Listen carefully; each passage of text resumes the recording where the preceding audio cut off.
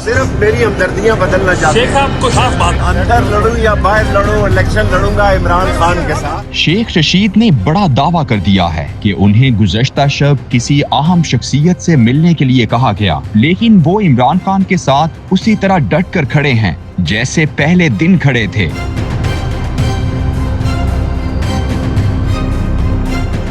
ये दावा आज उन्होंने उस वक्त किया जब उन्हें रिमांड पर मरी पुलिस के हवाले किया गया। ये अहम शख्सियत कौन है और वो शेख रशीद से मिलने के ख्वाहिशमंद क्यों हैं? इस हवाले से साबिक वज़ीर दाखिला अवामी मुस्लिम लीग के सरबराह ने कुछ नहीं बताया, लेकिन उनकी इस बात से बहुत से सवालात खड़े हो गए हैं। पहला सवाल तो ये है कि क्या उस शख्सियत का ताल्लुक मौजूदा हुक्मरान इत्तेहाद से है और वो शेख रशीद की ज़बानबंदी चाहती है या किसी और शर्त पे कोई खास मुआहिदा करना चाहती है? फिर जिस तरह चहमगोइयां की जा रही हैं कि शेख रशीद के साथ मुलाकात के ख्वाहिशमंद शख्सियत का ताल्लुक उन हलकों से है जो मुल्क की सियासत में तामीर और तकरीब के लिए अहम किरदार अदा करती आई हैं। कुछ लोग ये राय भी रखते हैं कि शेख रशीद ने खबरों में रहने के लिए बेपर की हवा में छोड़ी है। ये शख्सियत कौन थी, है भी या नहीं, इसका सही जवाब तो शेख रशीद ही दे सकते हैं, या फिर तस्दीक और तरदीद की जिम्मेदारी वो ही हलके उठा सकते हैं जो इसके जिम्मेदार हैं।